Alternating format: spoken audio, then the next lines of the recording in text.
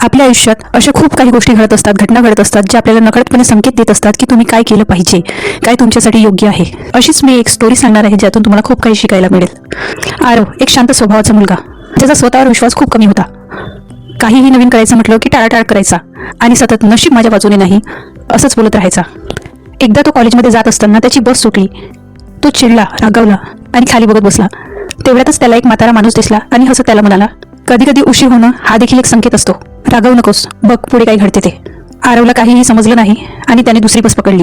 आरवच्या सीटजवळ एक मुलगा बसून होता आणि त्याच्या हातात एक बुक होती. त्यावर लिहिलं होतं, start with small things, destiny love your courage.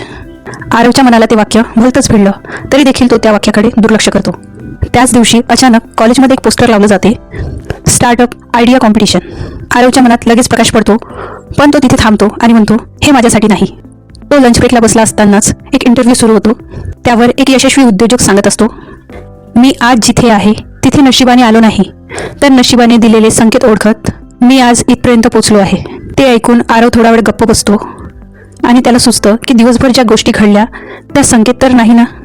शेवटी हॉस्टेलला परत जाताना त्याला तीच सकाळी सुटलेली बस दिसते. तोच म्हातारा माणूस पुन्हा त्याच्याकडे पाहून म्हणतो, नशीब जेव्हा दार उघडते ते मोठ्या आवाजात नाही, तर तो शांतपणे ठोका देत असतो. तो ठोका तू ऐकण्याचा प्रयत्न कर. त्या क्षणी आरवला दिवसभर घडलेले प्रसंग आठवतात. चुकलेली बस, नोटबुकवरचं वाक्य, टीव्हीवरील इंटरव्ह्यू, कॉलेजमधील पोस्टर आणि तो कॉलेजमध्ये लावलेल्या पोस्टरवरच्या स्पर्धेसाठी अर्ज करतो आणि त्यात त्याला यश मिळते. आणि एके दिवशी त्याच्या नावासमोर लिहिलेलं असतं, विनर आरव देशमुख. लोक त्याच्याकडे खूप कौतुकाने बघतात, पण आरव शांतपणे हसतो. त्याचा विजय हा त्याच दिवशी झाला होता, ज्या दिवशी त्याने नशिबाने दिलेले संकेत ओळखायला सुरुवात केली. नशीब नेहमी तुम्हाला मार्ग दाखवत असतो, कधी एखाद्या अडचणीच्या रूपात, कधी एखाद्या वाक्याच्या रूपात, तर कधी एखाद्या अनोळखी व्यक्तीच्या रूपात. फक्त आपल्याला ते संकेत ओळखता यायला पाहिजे. कधी कधी या छोट्या छोट्या घटनाच तुमचं आयुष्य बदलून टाकतात.